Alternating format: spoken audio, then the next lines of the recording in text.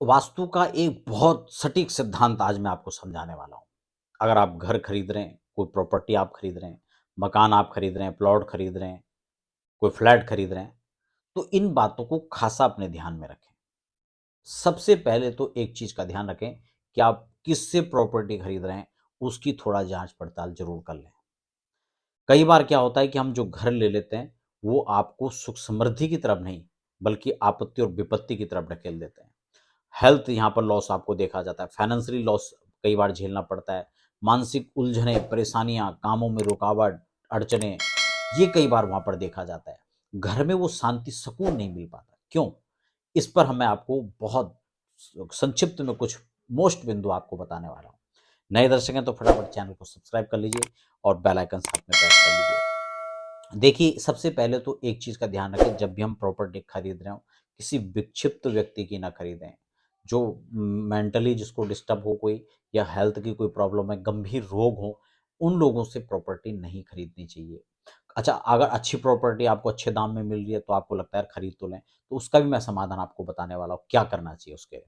दूसरा है कि मान लो किसी की डोनेट की हुई प्रॉपर्टी है, या फिर किसी ने ज़बरदस्ती कब्ज़ा उस पर कर लिया, तो ऐसी प्रॉपर्टी को खरीदने से भी बचना चाहिए हमेशा से।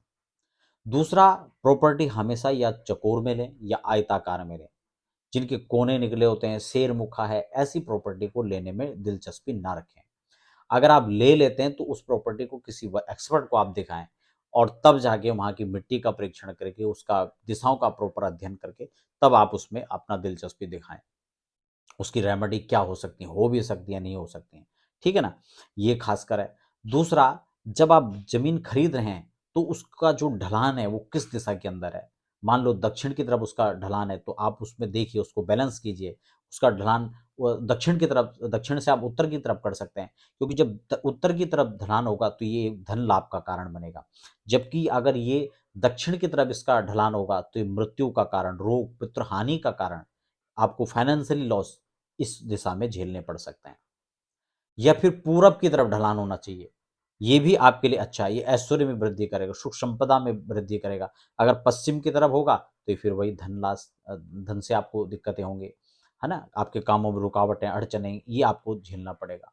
तो अगर इसको आप जो है पूरब से पश्चिम और उत्तर से दक्षिण, ऐसा आप कर सकते हैं।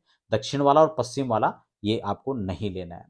वायव्य कोण के अंदर अगर आपका नॉर्थ ईस्ट की तरफ जो ढलान है, ये भी अच्छा नहीं है। ये भी आपको उच्चाटन, एंग्ज़ायटी, परेशानी, घबराहट, इस प्रकार के लक्षण आपको यहाँ पर देखा जा सकता है। तो इसको आप बिल्कुल ना खरीदें।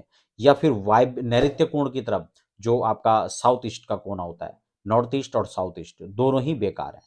ठीक है ना? ये भी आपको धनहानि और रोग दे सकता है। तो आपका जो आपका उत्तर की दिशा है, पूरब की दिशा है, ईशान की दिशा है, यहाँ तक कि जो आग्नेय की है, वो भी आपको सुरक्षित नहीं है। पूरब से लेके उत्तर और ईशान का जो खासकर ढलान है, ये सर्वोत्तम माना जाता है।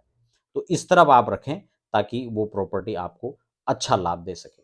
अब हम विचार करेंगे, आपको उपाय के लिए एक बार बता देते हैं। अगर कोई इस प्रकार की प्रॉपर्टी जो शर्तों में, नियमों में नहीं बैठ रही है, और आपको अच्छे दाम में मिलने के कारण, अच्छी लोकेशन में मिलने के कारण आप खरीद रहे हैं, तो उसमें वास्तु शांति एक सटीक समाधान है।